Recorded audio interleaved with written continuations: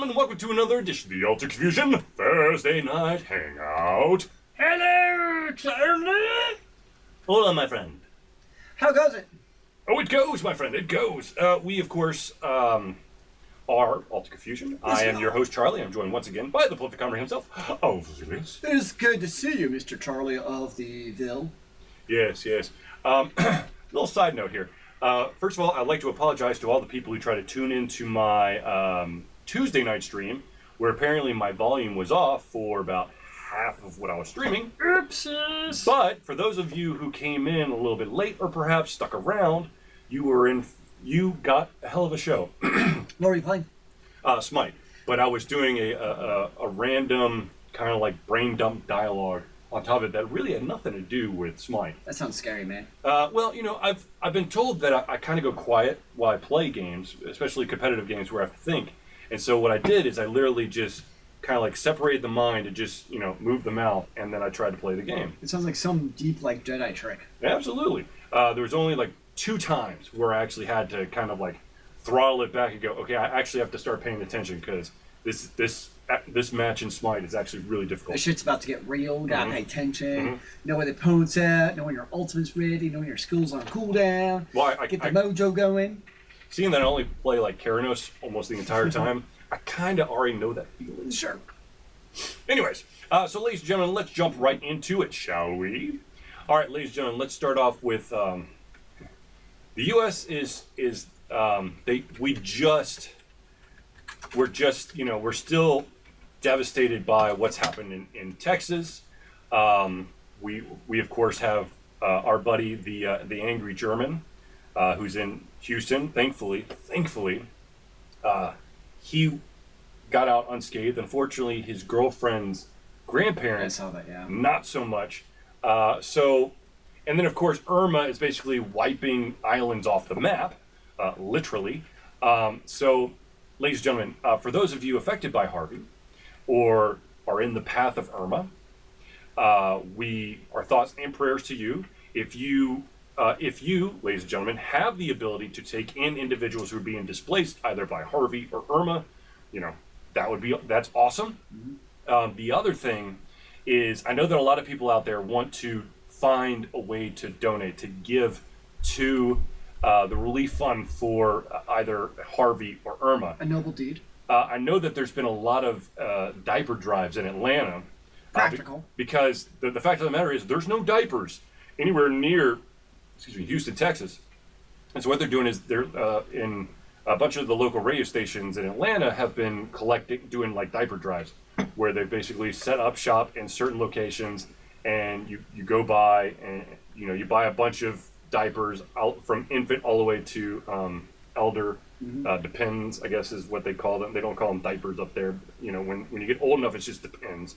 You know, that's awesome. If you want to donate money, if you're looking to do it that way, our heart goes out to you. Definitely, you know, if you can donate, of course, yes. If you want to go it's tax deductible route, of course. But I will say this, and this is something that I say from the heart. If you give, I am like completely behind you, 100%. However, please do your homework about what organization you're donating to and how much of the money that you're donating actually gets put towards the actual relief that you're donating to. I totally agree. And there's a lot of good resources out there. Charity Navigator is a pretty good one of going on there and seeing what it's going for. And also just kind of, sometimes they're anecdotal, but, you know, what are people's perception of organizations who are actually affected by these disasters? Absolutely. You know, you'll see a lot of stories like, you know, organization Y, man, they were there for me. They were really helped out. And then you hear stories about organization X, who people are donating money to and are still charging you for water. Well, so if you're looking for like basically real life evidence, I would recommend that you research the relief fund of Haiti. After Haiti, was it an earthquake or something? I feel like that was the earthquake that basically devastated. Yeah, it devastated everything. If you look at the organizations that were helping and which ones actually helped and the other ones that kind of hindered more. Kind of a track record. Yeah. I personally donated to. I've got a couple of my friends actually are going to get married in Gatlinburg, Tennessee, and their wedding site was basically in the path of those wildfires they're having in Tennessee. So of course they're holding their breath, and so I did my research, and I did I believe it's like the Gatlinburg City Relief Fund. Okay. And so that all that money was by the city council for the city. And I would imagine pragmatically, when you donate to a local charity, Right. that it's targeted. I mean, you got large multinational charity organizations. I'm sure they do great work. Right. But at the same time, you give $100 to them. Is that all that $100 money actually going to right. the hurricane, or What percentage of it? Yeah. Yeah. Versus you give like to the Gatlinburg Society, it's going towards Gatlinburg. In some form or fashion, it's helping either with the roads, with the infrastructure, with getting water, electricity, clean up, something, It really comes down to, with the internet, there's a lot of resources out there to just do research is all I'm Absolutely, saying. absolutely. I highly, if you have the ability to donate or to help out, by all means, do it. We that's awesome. We love ya. Do it, but just make sure you do your research. Okay? Now, here's the thing. Yes, sir. I don't like hurricanes. I always take away, but from the scientist in me, they're absolutely fascinating. Oh yeah. We have these huge, powerful. I mean, look how large the freaking hurricane is. For those out there, this is a picture of Irma from Monday. I mean, it's absolutely it's majestic in a way. I mean, it's devastating, it's terrible, but what nature can do to absolutely. Man's plans and see what can happen, it's kind of, in awe. And when I say awe, it's almost kind of like, we used to say, like, for instance, you're awful of God. That means, like, you're almost like bowing down to God because it's so majestic, it's so overpowering. And that's how I kind of feel about hurricanes. There's this huge, majestic things, not in a positive way, but just like that overwhelming power and sheer force that I can do. And I know this is a terrible idea, but I would love to, like, just stand in the middle of a hurricane. So basically, you want to reenact the movie Twister, but with a hurricane instead of tornado. Yes. Okay. We could call it Hurricane. Oh my God. So I do want to point out that Irma has already affected my family personally, and that is that the island of Barbuda, Barbuda, but no, Barbuda. Yeah. Anyways, that island has literally been. I mean, the island's there, but anything that was on the island is gone. And that was going to be my sister's honeymoon destination. So, especially those individuals and the individuals who are getting hit now, and of course, all sources say that Irma is going to just hit Miami with everything she's got. And so, for all of you in Miami, I hope that you can safely get out of there. Hell, if you are basically mid-Florida down, I would just scoot up as fast as I can because you don't want that thing right on top of you. Well, the sad part is, we're only like halfway through hurricane season. It's, this is the beginning. Yeah, these two have sucked, but there could unfortunately be more that hit us too. Apparently, there's one right behind Irma.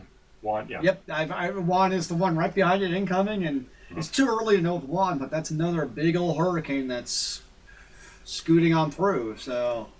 Now, I will tell you that I actually got to, I was not, it's not like the hurricane hit me directly, but I was in the path of two hurricanes when I actually lived in Orlando. And actually, the apartment complex that I lived in actually was the path of three. Charlie, Hurricane Charlie hit right before, and then of course the real Charlie came later. Hey! And then Francis hit. And I can never remember what the second one. I want to say it's Ivan, but that could be totally wrong. There's another one. I evacuated for Francis. Actually, if you are basically, let's just say Orlando down. Check all your gas stations. Make sure that you can fuel up, because if you don't do it now, you'll never be able to do it. I waited till the last minute, and I had half a tank of gas. Thankfully, I got from Orlando to Daytona, and I was able to get $20 worth of gas so I could get up to the city south of Savannah, which is eluding me right now, but please be safe. I mean, that's really what it boils down to. Please be safe. And if you have friends or family in that area, please open your doors. Or if you have the ability to open your doors for those individuals who are being displaced, that would be amazing. Indeed. All right, let's move on to the next one. Okay, this is so sad and like mind-boggling. I don't even know. I don't even know where to begin. It's like a part of your youth dying right here. Nintendo has confirmed that Mario is not a plumber anymore. Now, of course, some individuals have said, no. Nintendo has come out and said that Mario was never a plumber. And I'm like, there's no way. At some point, Mario had to be a plumber. I mean, that's basically like the mythos. That's the shtick. Or is it one of those situations that someone says, man, he looks like a plumber, and it is stuck until this very moment where Nintendo, after what, like 25 years, goes, oh yeah, by the way, he's never been a plumber. Did you ever actually see him, like, do plumber's work? I mean, he jumped on a lot of stuff. He did it in the animated series, and he did it in that amazingly awful movie. Well, I'm only counting the actual, like, video games. No, he jumped in pipes. And Yeah. there was one, I believe, that they were fixing a pipe. Like, my plumber doesn't jump in pipes. Maybe he's not a good Actually, plumber. that's actually probably a terrible idea to jump in. Like, if I'm a plumber, I'm not jumping in a pipe, because who knows what's in that pipe. However, you could really get down and dirty and figure out exactly what's wrong with the pipe. Yeah, that's why plumbers don't get into the pipe, because they know what's inside. Do you, though? Do you really? Do you really want to know what's inside? A thorough plumber might. No, I don't think any thorough plumber with a brain wants to know. I don't know. There's probably people out there who love their job to the degree where they're willing to sacrifice for the better good of their customers. Well, more power to them. Indeed. So, so ladies and gentlemen, Mario is either never been a plumber or is no longer a plumber. He'll just be the individual who keeps misplacing Princess Peach or Daisy, depending on what game you're playing. And then, of course, he's got to go rescue her from Bowser or whatever bad dude has decided to kidnap him. Or her, sorry, her. And, of course, you'll be jumping through pipes. However, you apparently no longer have the ins and outs of the pipes. Or maybe you do, but your work visa has been revoked. Huh. Oh, no, not going down that road. Anyways... we're just gonna, yeah. Let's move on because I just jumped down a rabbit hole that. No. I'm just gonna drink. Yes, that's a good idea. Crap, I put these things out of order. Let me see the mouse real quick. Oh no, I can't see it anyway from here. All right, cool. For me, when it comes to Mario, it's not like I exactly play Mario for the storyline. Granted, I don't play most games for the storyline, if I'm not gonna lie. But at the same time, Mario, I'm just doing it to, jump around in pipes and stuff. I know, but it's kind of like, it's part of the mythos. It is. It's like, I'm trying to think of another, it'd be like... I was going to say, so I was at Dragon Con, one of my favorite cosplays I saw, so my both friends, one is Mario and Luigi, but I saw another Mario and Luigi, and they were in their overalls, but they also had plumber tools. They had the pipe, and they were all, marked up and stuff, like they were just working on the pipes. And yes, obviously they had the green and red, but also the pipe materials with all that stuff. Yeah, that's a great cosplay because it went with the mythos of them being plumbers. And it fit perfectly. It's not, if they went with football helmets, that would have been out of place. Right. But having the plumber stuff, yeah, that makes perfect sense for Mario and Luigi for a cosplay. Yeah, I don't know. I mean, it's just mind-boggling to me for Nintendo going, yeah, he's not a plumber. I think it's one of those things where it's just... My youth! Nintendo says some things sometimes, it's kind of like, eh. Once again, I lost my phone. That was impressive. Ladies and gentlemen, thank you. Ladies and gentlemen, once again, if you, speaking of Nintendo, if you have the ability to find a Nintendo Switch, buy that thing and turn right around and sell on eBay for a shite ton of money. Oh, I would. I'm so pissed. A couple weeks ago, I was going through a Walmart off of Howell Mill, and they actually had a Switch. But I was like, I don't want to spend the money. And now I'm like, son of a bitch, I should have bought the damn thing and I could have made some money. Seriously. So anyways, if you have the ability, do it. All right, ladies and gentlemen, let's move on to the next story. And this one, of course, revolves around a game that Okay, so I love this game. Okay, so Puzzle Fighter, excuse me, is a real-time versus battle game. It's a puzzle game where you're trying to make combos as fast as possible. So basically, you're split screening. Okay, you've got yours, and then you've got your opponents on the side, and you're trying to make certain color matches. Those certain color matches will cause you to do damage to the other opponent, which, of course, by damage, I mean it's going to fill up their screen. And once their screen is completely filled up, curtains. So there was something called Super Puzzle Fighter 2 Turbo, which actually appeared on the PlayStation, and then there was an HD remix that hit the PlayStation 3 and Xbox 360. That sounds a little bit too much like another title. And then the Xbox 360 version is the one that I played the crap out of because it is really fun. And you, like I said, you can challenge. You can either play against the CPU, which sometimes the CPU, in my mind, gets a little bit of an advantage. Probably not, but I like to think that way. But you could also play, hot seat, which, if you know me, I love hot seat. I love the ability to play a game where I get to play against my foe with them sitting right next to me, and we're doing it on the same TV screen. Hot seat. I was thinking like a seat warmer. No, it's not. Anyways, so basically, Puzzle Fighter is coming to mobile. They say 2017, which I'm like, dude, we're in September. So how much further into 2017? They still got 20% of the year to get it out. Sure. So basically, for the Turbo HD remix, it had some of the cast of Street Fighter and also another, and in my opinion, a series that I love to play, Dark Stalkers, which is actually a cartoon as well, or an anime. It was really awesome, but this one is going to have more than just the Street Fighters and Dark Stalkers. Man, I cannot talk. Well, we know what Charlie's playing when it comes out. Yeah, I will be downloading this in a heartbeat. Now, of course, the question is price. They haven't named a price, and they haven't said that some of these characters maybe, if they're going to do like DLC character releases. Gee, let's think about this. They're probably going to do free to play. Yep. And then they're going to charge you an arm and leg for that specific character, which could include X from Mega Man, Frank West from Dead Rising, Mike Hagar from Final Fight, and Jill from Resident Evil, just to name a few. So, once again, they say 2017, but they're not really hammering it down. So it's probably going to be mid-November, would be my guess, because that's holiday season. So you get kind of wrapped up because they're like, well, I could buy you this game, or I could buy this game. However, I could probably play this game for free, and I could save some money. And then, of course, that is a dangerous thought to have. I could save some money. Let me just tell you real quick. Marvel Puzzle Quest. I should have saved a lot of money. No, I did not save a lot of money. I paid more than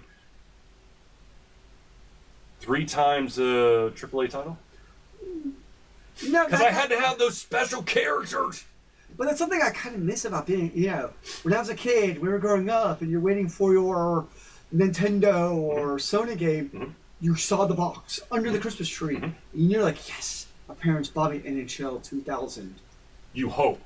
Okay. So, a quick little tangent. I asked my mom specifically for Tecmo Bowl for the original NES. Yes. She got me NES football, not the same. Which, of course, they don't have the NFL license, so it's a bunch of random-ass teams, and half the mechanics were just completely trash. And someone look, people, this is what happens when you buy the wrong game. People stay bitter for 30 years and don't get over it. It's very devastating. Who said it was 30 years ago? 27. Who said it was 27? I'm a young man. But there's something about that under the tree, and hypothetically speaking. Whereas now it's like, oh, here's a Steam gift card for $50. Not even that. Hey man, I just sent it to you. If you open up your email, there's an attachment, and when you click on it, it'll automatically load it onto your profile. Yeah, it's not the same. Yeah, I want that tangibility. Is that even a word? Tangibility. It is now. Why am I moving my hands like this? It's kind of like I miss it. It's kind of like creepy. I don't know what I'm doing. Like, one of the things I loved in college, working at the dining halls, every 2 Fridays we'd go down to the dining hall, and then would walk a mile down the street to the Wachovia in downtown Athens, give the teller a check, and deposit X amount to my account and get cash. There was something about that tangible feedback that you don't get nowadays. Hello, squirrel. Squirreler. So I miss the tangibleness. Tangibility. Anyways, so and to kind of go on that side tangent, when I was an RA, which was just like yesterday. Yeah, just last year. I was given a very small paycheck, and literally as soon as that paycheck, I got like $128 every 2 weeks. Okay. And so every 2 weeks, I went to a store which is absolutely 100% defunct forever, called Media Play, and I would buy another round of anime. That's the least surprising thing I've heard this week. I know. So anyways, yeah. So keep an eye on Puzzle Fighter. We'll see when they release more information. But personally, if this is anything like the Super Puzzle Fighter 2 Turbo HD Remix, you're gonna want to check it out. That is because mouthful. it's awesome. Unless you want to play as Dan, and Dan is just stupid because Dan is stupid. Anyways, I will take the word for it. all right. So let's talk about charity. All right, ladies and gentlemen, there's this amazing thing called Extra Life. Extra Life. Extra Life is basically a charity organization that pools donations for the Children's Miracle Network, and each participant in Extra Life gets to specify which hospital or healthcare organization that's affiliated with Extra Life that the money goes towards. Altered Fusion has and will forever have all of the donations that come through us go to the Children's Healthcare Atlanta. Like I've said many times, I've been there, my sisters have been there, my son's been there, and let me tell you, it is scary, very scary, when your offspring has to be put into a hospital for several days. But Children's Healthcare Atlanta is amazing. They took care of us. It was awesome. So the more I can give back to Children's Healthcare Atlanta, the better. So, ladies and gentlemen, what you can do is if you're currently watching this on Twitch, in the panel below this video, there is an Extra Life button. If you click on that button, it will take you to a donation page where you can put any amount of money that you feel comfortable with, and that money will go towards our goal, Altered Fusion's goal, which I think is set at $250. Currently, I believe we have $75. And of course, you can donate whenever you want to, but the sooner the better. Of course, all of this money, all these donations are tax deductible, so if that's what it takes, awesome. I believe at the beginning of November, I think it's November 4th, I could be wrong, but it's something close to that, there is a 24-hour game-a-thon. And I have taken part in this for 5 years or more. At least. Now. And so basically, I will be playing video games for the donation, the charity drive, whatever, for 24 hours. And I'm not exactly sure what I'll play. I usually kind of like wing it. Within the last week, I just name a couple. I usually play various number of games. Not yeah, absolutely. No. I usually play probably anywhere from 4 to 8 games. So you're looking at. But usually you'll find like one game to kind of get hooked on also. Like, right. Ooh, this game. Well, is the easiest one. I like it, Squirrel. Yeah, nice. awesome. The easiest. November 4th. That was right. The easiest type of game, of course, to literally, I don't want to say bleed time, but to really get into is MMOs. Because that, there's a lot of grind in MMOs, so it's going to take a lot of time. But I remember last year you played like that Egyptian game or something. So that was... you played a shit ton of that game. That was oh man, it was an indie game. It was like Apotheon or something like that. It was a Greek-themed game which had an element of you had to use keyboard and mouse, and the mouse was actually where your reticle was, but it was a 2D kind of platformer type of game. That was really fun. Unfortunately, after that, I kind of we played a game like in a straight number of hours, sometimes you just kind of burn yourself out. It was 2 years ago. I actually tried the Star Wars MMO. Yes. And then after the Extra Life thing, I'm like, and I'm done. Because you're right. I think that's the last time I played it. You're right. There's a very good chance of burning yourself out when you kind of focus in on a specific game. Or, hopefully, you can beat the whole game, and then you're just like, well, I'm done. I know what I'll probably burn out at an Extra Life. What? Overwatch.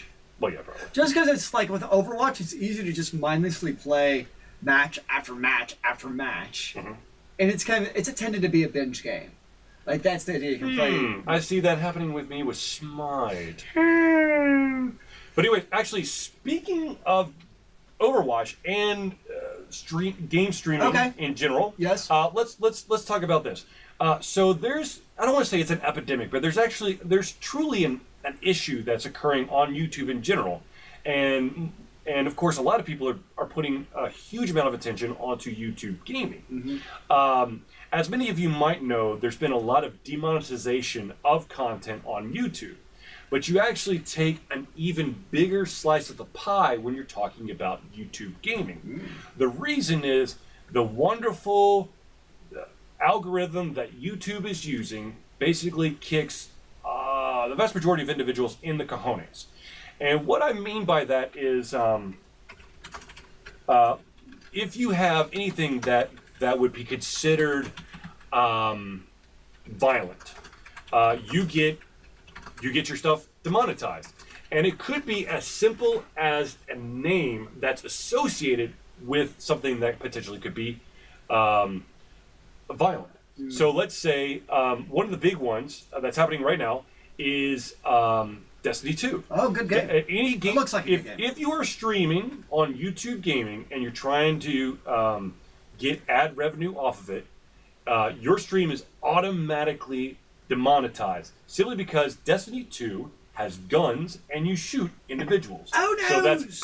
So Overwatch, no. No shooting people. Shooting bad. No. Basically, you're shooting gods though, not people. Come on. You're being violent. You're killing minions, which are humans. Okay. So this is absolutely mind-boggling. So you see, a lot of people are going, well, this is the death of YouTube gaming, and for the vast majority of streamers, you're probably right. Now there are individuals out there who are like, the grandfathers of YouTube in general. Yes. That are probably like, yeah, so I stream my stuff. I don't get monetized on that, but I'm getting monetized on like all my other videos, so I'm okay. So you're seeing a lot of individuals actually. They might have left Twitch, or maybe they were doing a dual stream, but they're putting more attention on Twitch so that they can do the there's like the partner program or the affiliate program where you're allowed to have donations done straight to you. With YouTube Gaming, I could be wrong, but I believe it's simply off of ad revenue. I don't believe you could subscribe and pay to the gamer. Well, here's the thing: with YouTube, you have YouTube. YouTube Red, which is a terrible name because of other certain websites, and then you have YouTube TV. That's so weird. Yeah, it's a terrible name. Terrible. It's so terrible. You have YouTube TV and YouTube Gaming. It's like you have the YouTube moniker that you use for all these different separate entities, but they all fall under the YouTube umbrella. To me, it's a little confusing sometimes. I'm like, what is what? Because it's YouTube. And ask them, ask us, so as a content creator, what do you think the next big platform is? Still Twitch, at least right now, I think it's still Twitch. YouTube came in and they tried doing it. And the problem with YouTube is, I think it's two issues. One is Google as a whole, they're freaking ADD. They try like all these different things. I would not be shocked if YouTube Gaming shut down tomorrow because that's what Google does. Google just they try their hand at different things. Like, let's see what happens, guys. Well, they've got so much money. I mean, they have stock or ownership over like alternative energy companies. They've also got stock or ownership in like oil and gas companies. I mean, they literally got their hands in everything. And the thing with Twitch is already an established franchise. But I think the thing that really helped Twitch, where maybe YouTube could take them over, was now that Amazon owns them. And to be honest with you, a lot of people, that's kind of why a lot of individuals left Twitch to go to YouTube Gaming, was because Amazon, what the hell do they know? But the fact of the matter is that because of the demonetization of a lot of the YouTube stuff, as they tried to, curb violence and anti-hate speech and whatnot, and that's a whole another ballgame. There's a lot of stuff that YouTube is basically erasing that is mind-boggling why they're doing it or demonetizing. And Twitch, literally, you've got to do something super duper bad on Twitch to get banned, or a temporary ban or perma ban. Maybe like a handful of people have ever been perma-banned from Twitch. The vast majority have been females showing off their goods. But to answer Xthelm's question, Twitch, for the time being, will continue to be that platform simply because it's established, and you don't have a lot of people, you don't have a lot of content creators who are raging about the fact that a simple keyword could be the difference between actually making some money on your video or not making some money. Well, I think when YouTube Gaming came out, there was an appeal that YouTube, that huge audience with YouTube, but people, I don't think most people who go on YouTube, like I use YouTube Watch to lock music videos and certain genres. But they're recorded, it's not live. Correct. A, they're recorded, they're not live. B, I don't think most people outside of our special little gaming circle know that YouTube Gaming even exists. And to be totally honest with you, if you're like, well, I want people to see what I've made, so YouTube looks like a bigger community. It looks like it.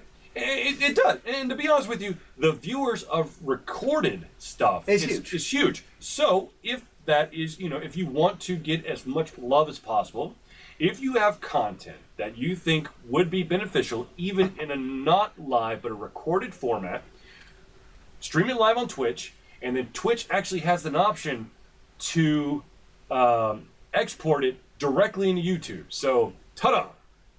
I agree. And, I also looked at the major esports. Who are they partnering with?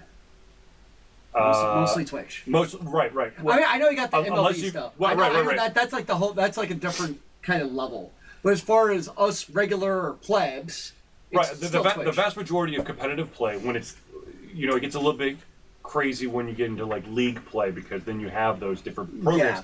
But when you see a bunch of pros or maybe semi-pros play in esports, your best bet is probably Twitch. And it still is. It still is. It's never really moved. Even the integration with your video games, it's still Twitch. So I think it's still Twitch, and I don't see that changing anytime soon. What do you think? What do you think could change it? Okay, so Squirrel alert. I think the age restriction on the video should match the SRB rating of the game being shown. I agree. However, and I hate to say this, but I'm talking from experience. Way back in the day, when I wasn't yet of age, there was nothing stopping me from putting in my random birthday to be 18 or 21. Well, it's kind of like on Steam. If you go check out certain games on Steam, it asks you for your birthday. Right. I'm sure we all put in our exact birthday. No, I just click the drop down for the year and scroll down and just click a random date. Now, I don't it's January 1st, and then I just scroll random year. That's what I mean. Yeah. I'll go 1991 just to be fun. I think that is a fair point. It is kind of funny because you're Steam preview of games, you have to give your birth date because of the ESRB. But then anytime you play a video, you watch a video where you're actually watching the footage of a potentially violent game. There's nothing to stop you. But it's unfortunately the only way to really impose this, and unfortunately this system's already broken in the first place, is you would actually have to card an individual.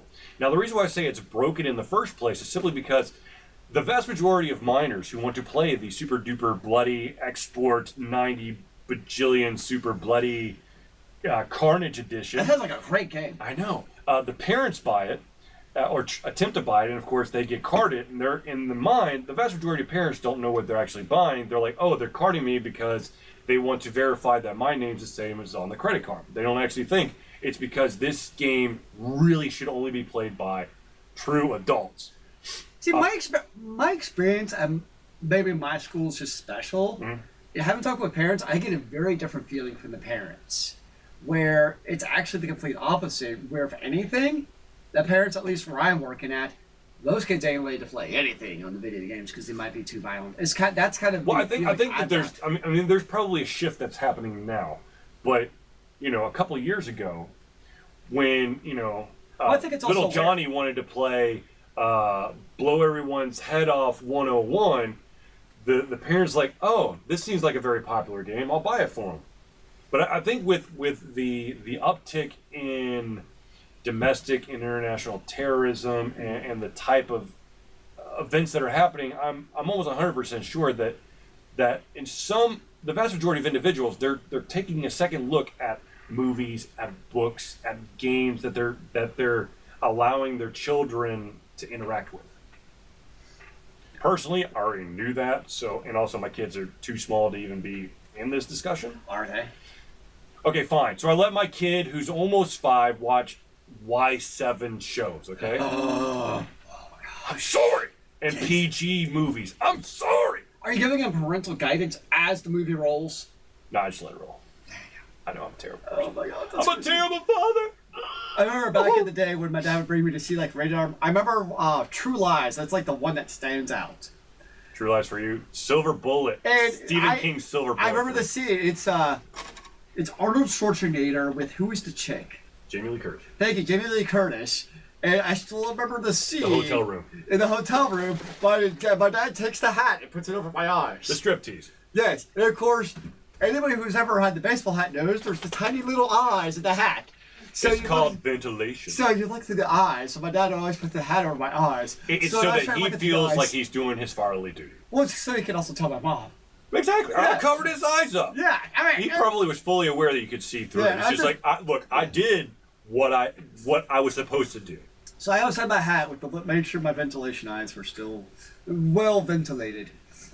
All right, let's move on to the next topic. I know we could talk about, gaming in general and parents and whatever.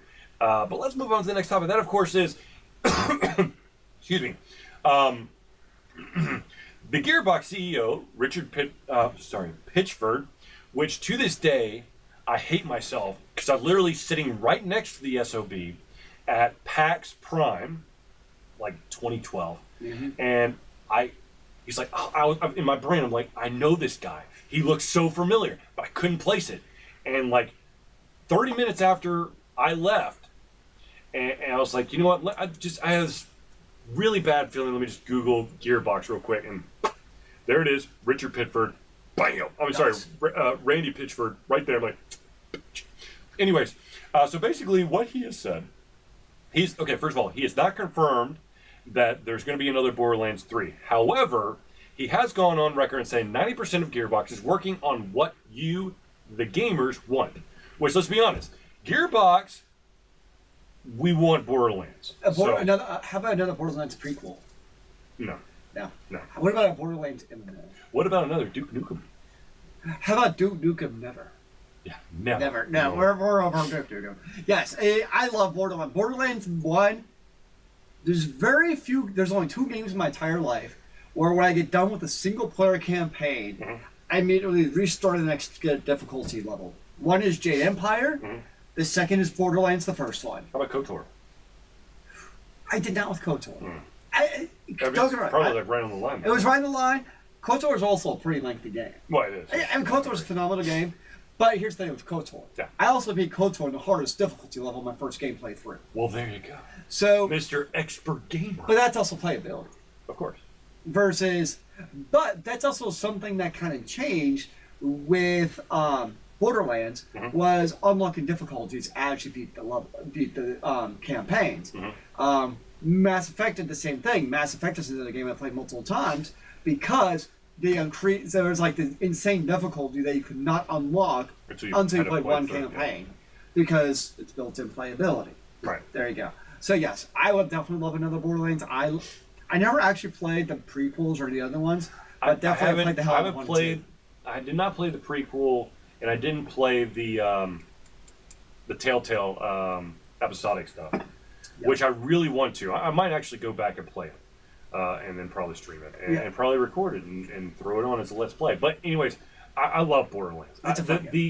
The sheer amount of like customization and randomization of the weapons that you can gain, I love it. The fun things you do, and I know I'm not a storyline person, but the humor and story is also entertaining. Oh yeah, absolutely. You got guys, the trailer trash guy who does who does all your cars and stuff, and just the interaction. I just love it all. And Claptrap, of course. Well, God, I wanted to shoot. I actually shot Claptrap very many times. But to be honest with you, Borderlands 2, one of the biggest and most favoritist characters is Tiny Tina, yes. who really didn't have that big of a role. but actually was so much of a fan favorite that she got basically an entire DLC to herself. So the character development, as crude or as humorous as it was, literally, I mean, it just sticks with you. So I want a Borderlands 3. But it's also kind of a lesson. Think, we have these iconic characters like a Claptrap or Tiny Tina. Yep. And how little storyline he actually had. You think of like a KOTOR, for instance, which is very storyline driven, and then you think on the opposite end, Borderlands. It's a first person shooter, type of single player, Right. but it's not storyline driven, and yet we remember these very unique, interesting characters regardless. It's just a very like how Gearbox is able to pull that off. I think it's awesome. Yeah, I agree. All right, ladies and gentlemen, let's move on to the next one, and this one kind of hurts my heart. Uh-oh. All right, so ladies and gentlemen, Shadow of War, which is the sequel to Shadows of Mordor. Shadows of Mordor. Great video game. There's a couple of issues that are occurring right now with Shadow of War.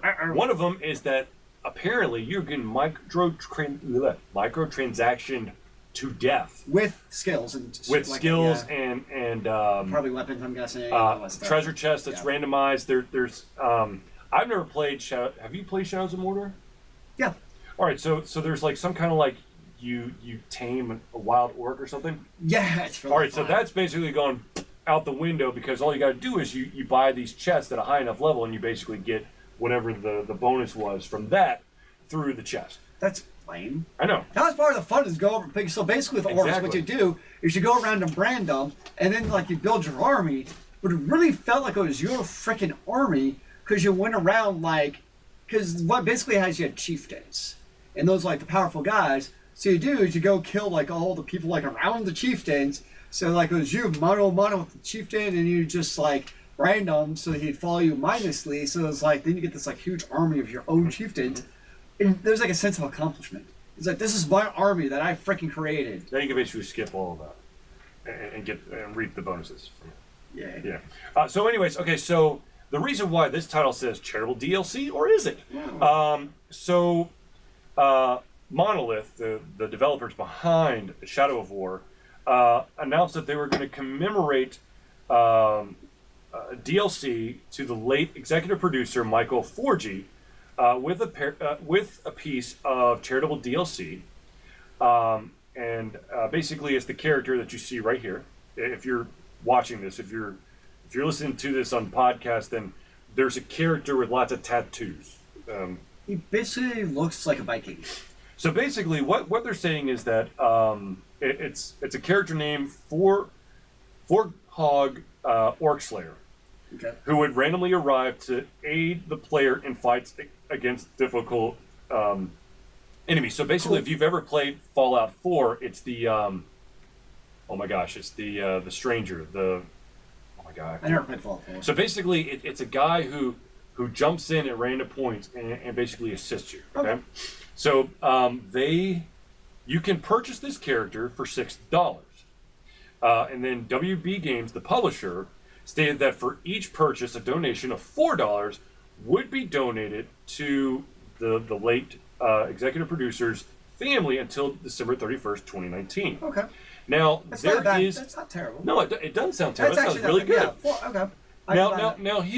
Now here's the fine print. Oh no, there's always fine print. So basically, the DLC has basically ruffled a lot of feathers from the community because it has a disclaimer. Oh no. And the disclaimer basically says that $4 that $4 that go towards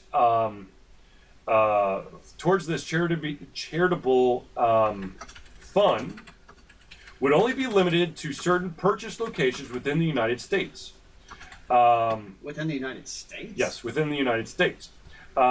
This offer was only valid in the United States of America, with the exception of the state of Alabama, Hawaii, Illinois, Massachusetts, Mississippi, and South Carolina. That's random. So basically, everyone's going, well, what about other countries? And it turns out that the vast majority of the money,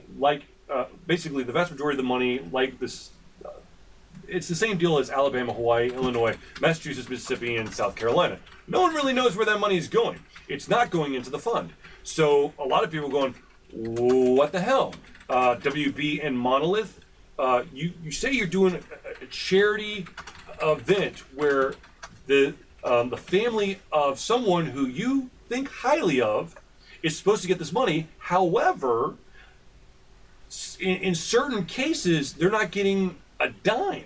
And what do you think the chances are that when you go by this character when Shadows of War, it's basically going to be like a big advert. It's just saying charitable DLC to give it to him. $6. $6. It's going to be, this thing where it's like, charitable DLC. How open do you think that they're going to be and transparent about these caveats?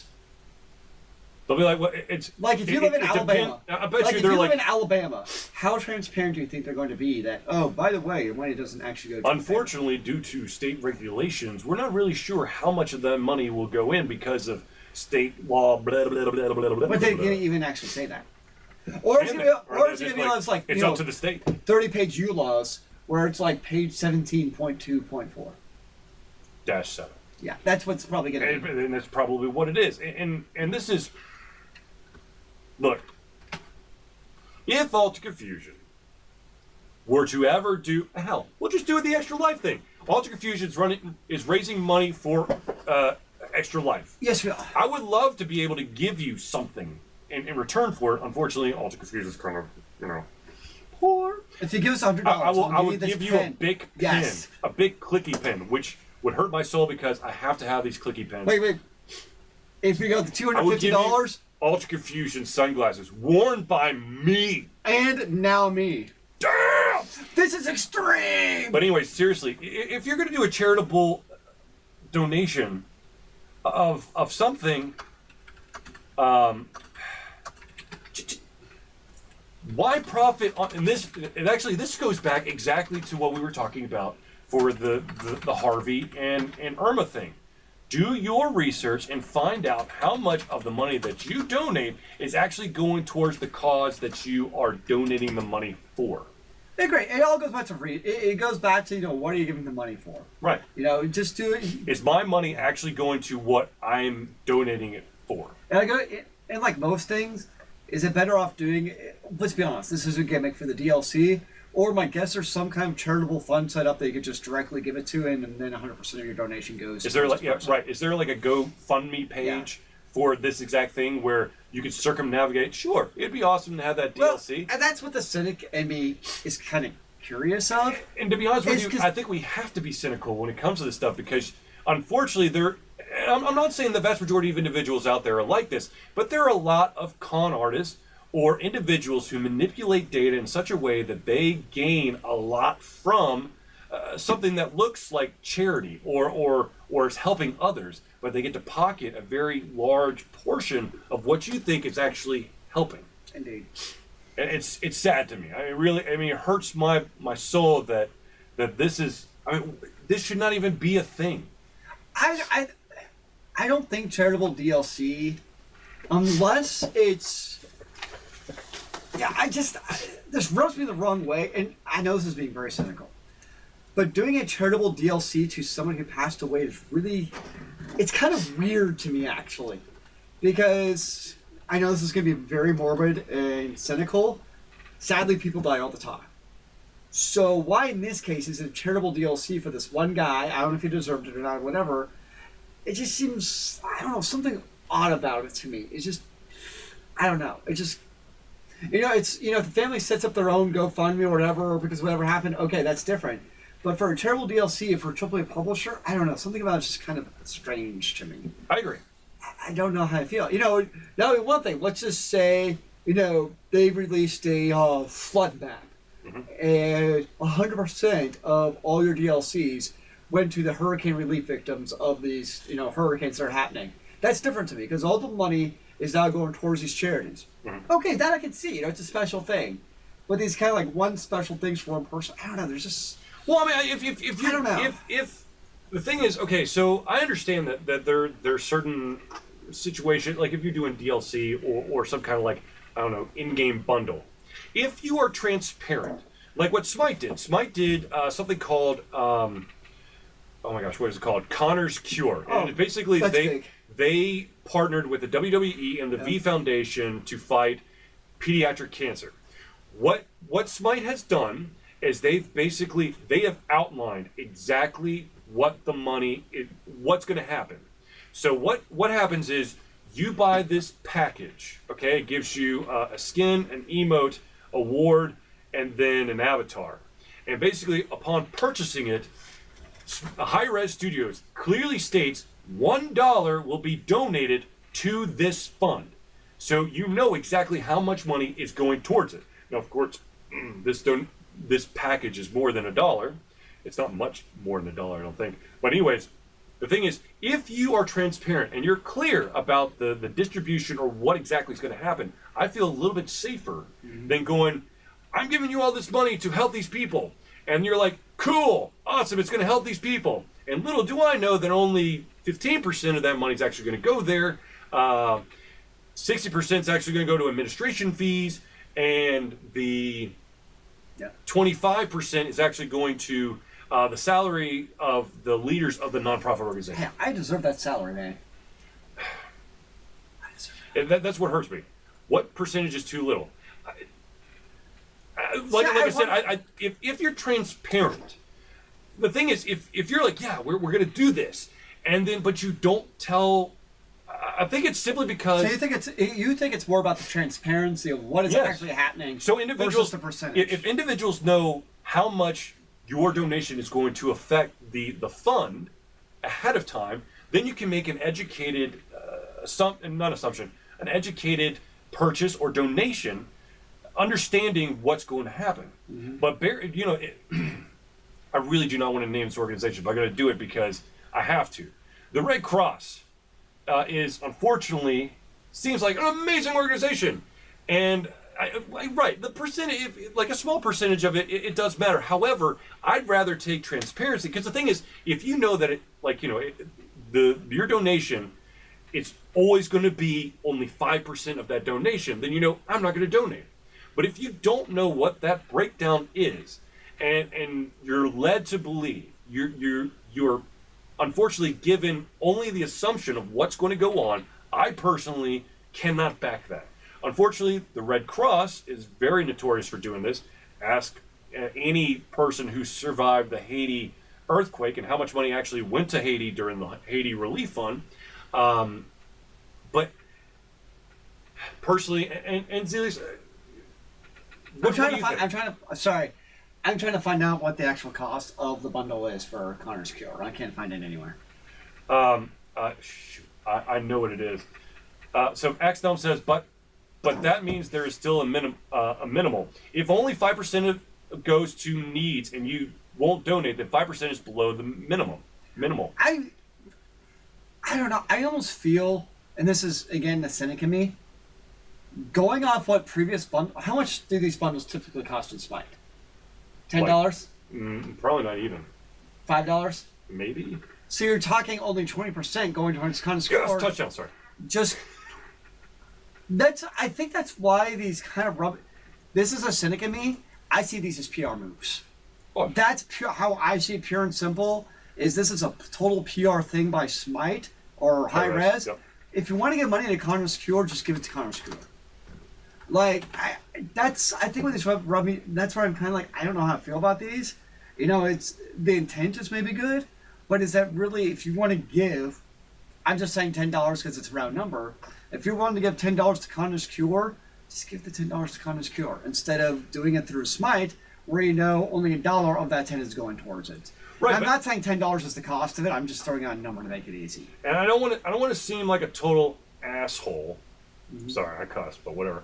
But there's unfortunately a lot of individuals out there who will not give unless they get something in return. And so this, in a way, you're getting something in return. And I understand that it should be all of the proceeds. And the unfortunate thing, we live in a capitalistic society, so they want something for putting something out. But once again, I think personally, transparency over, I'm throwing this money into a hole. Let's see what happens. And I hear you, Axel, on your question, and I think it's tricky because it goes, to me, it's not about the CEO's salary. because there is something to be said for having. I mean, obviously, $3 million is a lot of, you're like, oh my gosh, $3 million salary for a nonprofit, that's insane. But there's something to be said for having a quality CEO in place who can run that foundation properly.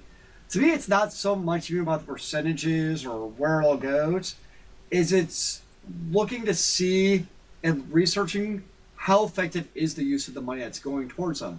Is it the case where you see, all of the, you can read online, these organizations is, looking at the Haiti example, some organizations got millions of dollars to build hospitals and other things, nothing got built. Or they didn't build any houses that they said they're going to. In that case, that's nothing to do with what the CEO is making or anybody else. It has to go with what they said they were going to do with the money you gave them. That didn't appear to happen. We have other organizations, maybe the CEO makes equal or more money. I don't know. But they say they're going to build those houses and those other things that need to be done, and by golly, they got it done. So for me, it's more about, do they follow through with what they say they're going to actually do with the money you give them versus where does that money actually, there is some like administration fees where like, wow, why is the administrative fees that high? But I think I care more about, is that money doing what it's supposed to do? Because it does require good people with skills to run a good charitable foundation. I mean, it would be nice if it all ran on puppies and sunshine, where we didn't have, the CEOs were willing to accept only $50,000 a year to do the passion of their life. Yeah, that's not happening. Maybe it does, I don't know, for maybe one or two organizations, but good people cost money. So, yeah, I feel more about, are they doing it with the money what they say they're going to do, which goes back to the transparency.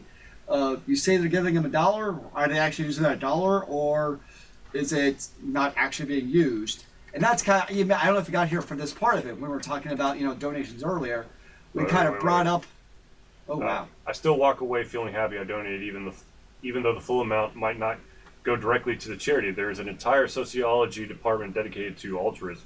Yes. And I'm not saying you should feel bad because you give money to a company or a nonprofit where the money doesn't go where it's supposed to. I'm just saying, if I'm looking at it in a vacuum, just like I'm really going to research what charities I'm going to give to, and I'm really having like a full rubric, and I'm drawing out, I'm doing like a full detailed 5-page paper on this. That I think is what would matter more to me, more so of where is the money going. And I'm glad we can feel altruistic about it. We should. It's a good thing to give money to nonprofits and people who help others. Uh-oh, Charlie's doing math. Be wary. Be very wary. How many gems does it cost? So each dollar is... So I just basically put so basically if you were to buy the best value gem pack, for every dollar you get 80, okay? So what you're looking at is probably, so that is, sorry, I'm having to do this math in my head here. That's, no, that's all right. How many gems does it cost for Connor's Cure? 450. 450? So I'm just looking. I'm guessing most people probably buy the $8 pack. I'm just saying. Yeah. So it's roughly, depending on your efficiency, so you're talking about $7 to $8 yeah. for a cottage cure. So when you're looking at $7 to $8, $1 of that goes towards cottage cure. I mean, if you wanted that pack anyways, then you do get that altruistic feel where it's like, hey, $1 if it goes towards it. That's great. Thank you for the follow, Squirrel. But if you want to give $8 to Connor's Cure, you probably want to give it to that instead of Smite. And, if you're going to buy that pack anyways, more power to you. Right. It just so happens that $1 goes towards that. And that's what I was saying. A lot of individuals, unfortunately, I mean, I would love to be able to say that people give stuff out of the goodness of their heart. Why do you think why do you think donations are tax exempt? Deductible. Right. That's a whole other political rant. I hate the whole idea of nonprofits in the first place, mainly because they're all political now. But that's a whole other rant. Basically, if you're really looking to give directly to Connor's Cure, I believe there is. Basically, it was a foundation that's basically created through. Really started with the WWE, Yep. where he grew close with some of the guys like Daniel Bryan and Triple H and Stephanie McMahon, where they kind of brought some happiness to this kid who is dying. Basically, it's kind of how it all started. It became like a really big deal. Right. And like once again, sometimes people need an initiative to actually give, which is sad. But the fact of the matter is, we, as a society, want something for doing something, even if it's out of the goodness of our hearts. So, anyways, we'll see what happens with this. I hope that they iron out all this crap, and that anywhere and everywhere that you buy this DLC, whatever chunk is supposed to go where it's supposed to go, goes where it's supposed to go. Yeah, I agree.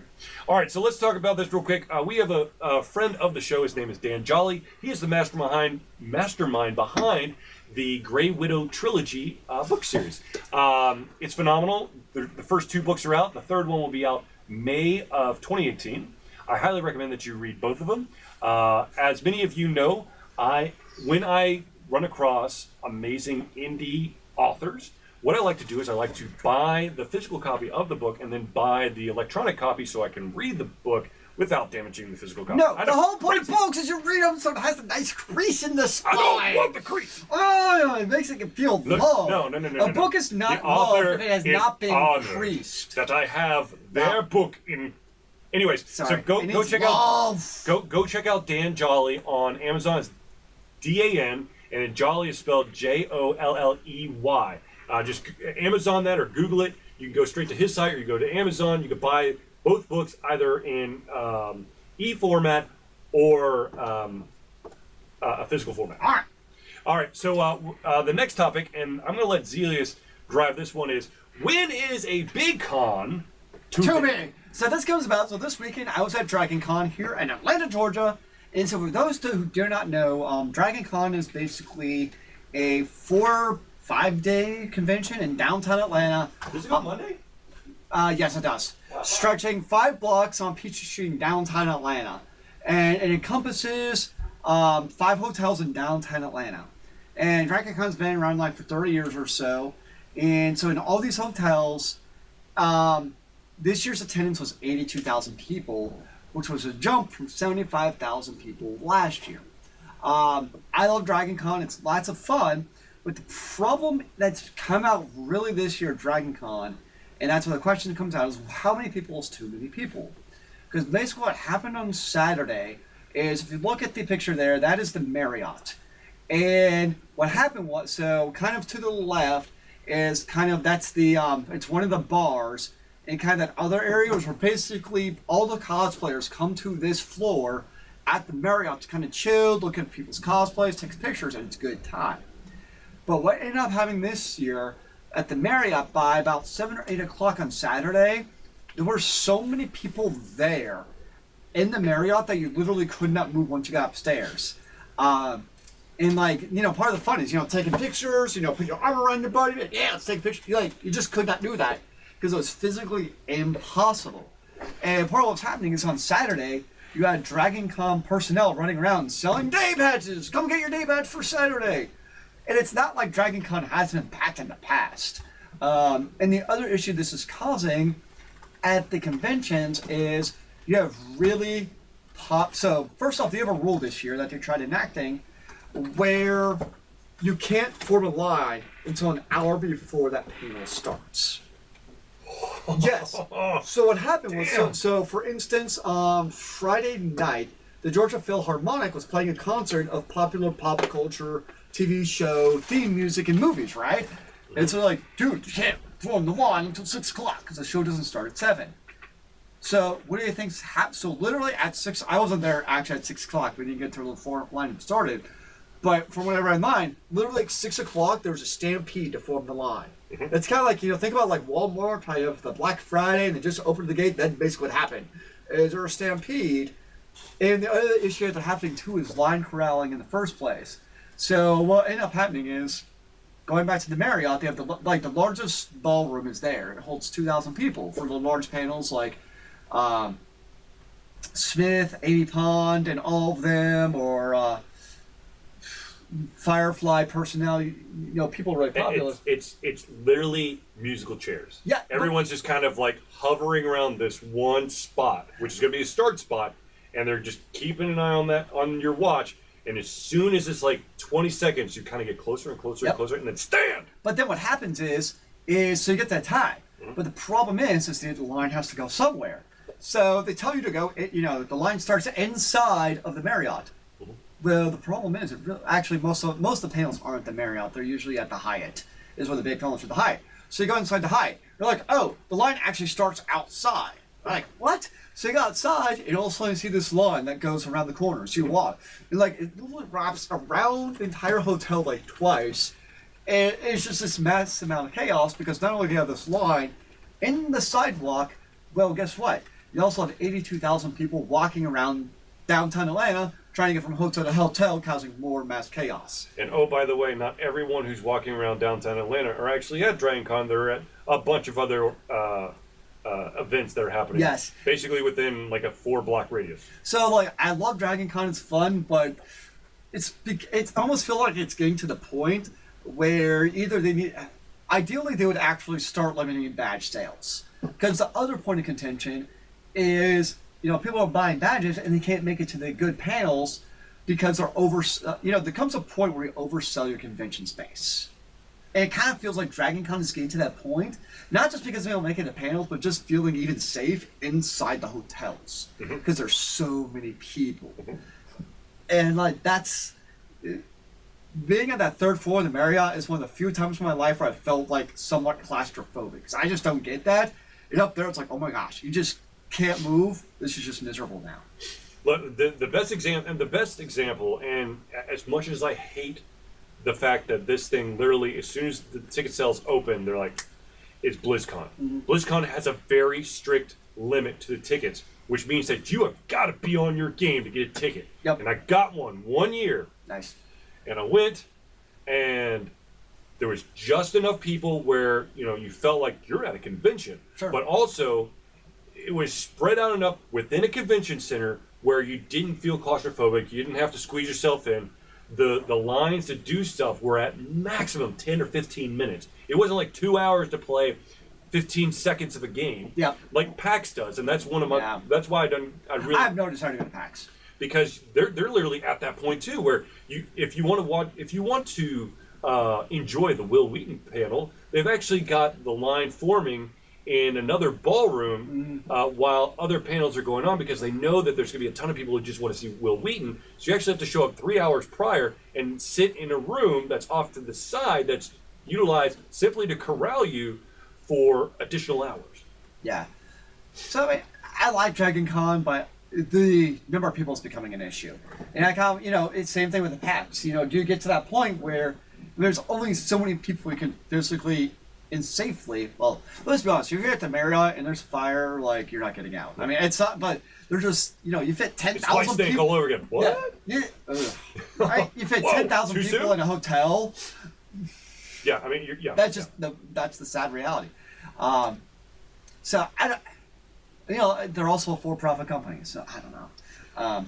Speaking of conventions that are growing but are not too big, Ooh. Ladies and gentlemen, in the month of November 17th through the 19th, not far away, in Greenville, South Carolina, it's going to be a phenomenal convention in its second year called Big Fandom Greenville. Yes! And let me just do a little quick aside, ladies and gentlemen, all of you who have donated or basically donated money to Altered Confusion, I thank you from the bottom of my heart because we are able to cover our entire Big Fandom Greenville budget. What? Yeah! That's very nice. Boom! So you don't have to take food out of your baby's mouths. No, I do not. So I'm very happy, and of course we will. I don't know who's going to be with me, but Altered Confusion will be at Big Fandom Greenville. We'll be giving 2 panels, and of course it's a hell of a lot of fun. Nice. It's a hell of a lot of fun. If you want to have a hell of a good time, go to Big Fandom Greenville. And one of the beautiful things is, and this is the truth about MumbleCon and DragonCon, is okay. DragonCon is super duper overcrowded. However,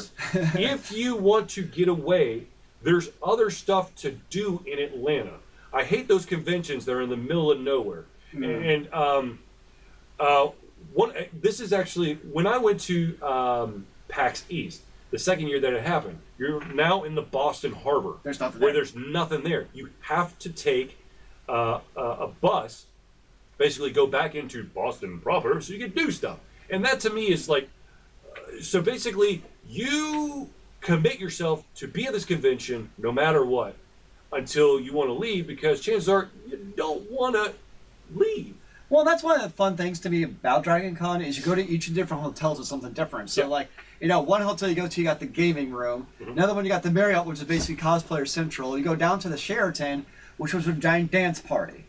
So, kind of depending on, like, what you're interested in, you can find something different to do. But it's also a different feel. Like, one of the suggestions people made about Dragon Con, I mentioned this to Charlie earlier, is why not just hold it Georgia World Congress Center? That can hold that many people. They don't want to. What? Well, it's- there's a lot of like. There's a lot of bureaucracy logistical behind it, issues, but it's more so to me the feel of what a convention is. Different conventions have their personalities, and the feel of Dragon Con is it's the party convention where you go there to drink a lot, and go to the hotels. Sweet parties. Yeah, that's part of it. That's why it's at the hotels. Versus MomoCon, which is much more orderly and organized. Still, I mean, I love MomoCon. I really like MomoCon, but it's just a completely different feel of a convention. That doesn't make it better or worse, but when you're at a convention center, like in downtown Atlanta, versus when you're at a hotel, it just feels different is the reality. And that's fine. Next week. Okay, so ladies and gentlemen, we have gone over our allotted time, but I do want to do two quick shout outs. One, self-promo, and the other to another convention that I think that if you're in the Atlanta area next year, you have to attend. And that, of course, is, ladies and gentlemen, AndoCon. AndoCon! Now, of course, AndoCon is not really, if you're into video games and that's all the gaming you want, it's probably not the convention for you. But if you're into having a good time, playing board games or card games or pencil and paper RPGs that you probably have no idea about but are willing to learn, this is the convention for you. Yes! AndoCon took a hiatus this year, but this would be technically their fourth year. There's 5 years of, since the hiatus. But so I've been to every single one of them, and it's grown in size, in the way that it's run. It's getting more and more streamlined. They have a better understanding of how to utilize the space. However, they are moving to a new place. But I'm pretty sure that basically building off of the old experience, they're going to be fun. It's going to be awesome. It's going to be awesome. Just go. So go to AndoCon, ANDOCON.org, and you can find out all the information on their website. And there's one more thing I'll add. Yes, sir. So one thing with Dragon Con, don't bring your kids there. No. AndoCon, totally kid friendly. Bring your kids, come play games, totally family friendly, which makes it If awesome. you want to bring your kids to Dragon Con, only do it to the Dragon Con parade. It's free. Just stand on the street. Yes, like AndoCon, bring your. We actually had some kids from school who I got to go, and they loved it. Lots of fun. So bring your family. All right, ladies and gentlemen, of course, self-promo here. First of all, to all those individuals who are already patrons of All Too Confusion, thank you from the bottom of my heart and our heart. Basically, Patreon is the service that we utilize for our patrons, fans, loved ones, friends, audience, to give a little bit back to All Too Confusion so that we are able to keep everything running, be it the electricity cost for conventions, travel fees, the lighting for our show, the equipment for our show. Upgrade to our equipment for the show. Yes, I'm actually really looking into trying to replace one of my monitors, which I don't even know what size that is. I'm pretty sure the Acers are 24. The Envision's a 4x3. Yeah, so I'm guessing 19. if that. Maybe? It's 17 or 19. Yeah. So I would love to But upgrade it's that not even one. a proper screen, man. It's a I know. 4x3. I know. I'd like to upgrade that one. And I'm looking around. Of course, thankfully, we do have a little bit extra in the budget after covering all of the Big Fandom Greenville Nice. cost. I'm probably going to leave it as is for now. But that doesn't mean that if you, ladies and gentlemen, the audience, have any suggestions, I can give you all the I will send out, or I'll post something that gives you the information about how old this I have a thought. Yes, sir. It You might want me to actually- sell the thing? No, it might actually sign be- it and then sell it? It might actually be more affordable than doing like a good gaming monitor. Uh-huh. Is you could get like a flat screen, like 40-inch, mounted right there, because you can get those for like $200 nowadays, and then you could put like all of the stuff could fit on that one monitor. You see what I'm saying? A TV or A TV monitor. Then why don't I just throw that Vizio? Oh yeah, but you see what I'm saying? Yeah, I mean, Because if I you mount could, that, like I just mount that in the corner right there Yeah. to do all the alt confusion stuff right there. Yeah. That might actually to fit all that stuff onto. son of a bitch. Okay, Something to think about. I'll have to. Look I forgot at, you had that TV. Yeah, I'll have to look at what do you call it? A pivot mount. I have one at Because, home. It works really well. You know, because you got to pull and then because you're gonna put it in this corner. You'd have to, definitely tilt it. And make sure you have some studs in that corner. Of course, we're pointing at stuff that you don't see, and of course, if you're listening to the podcast, you're like, I have no idea what's going I'm so on. confused. So, anyways, ladies and gentlemen, if you have the ability to give a little bit to Alter Confusion to help us further the look of our show, the equipment that we do all of our stuff on, go to Patreon, patreon.com, and you just look up Alter Confusion. Of course, you can go to, if you're watching this live on Twitch, you can of course go to the panel right below this video, and there's a Patreon button. You click it there, it goes straight over there. So- if you're on our website, www.alterconfusion.com, there is a Patreon button. I think I can't remember now. And here's the thing I like about Patreon is Yes, sir. it's pretty well. I don't Kickstart. Like Kickstarter to me is kind of like, the concept of Kickstarter just kind of rubs me the wrong way. Patreon though, I actually do Patreon people because it's people who are actively producing content. Right.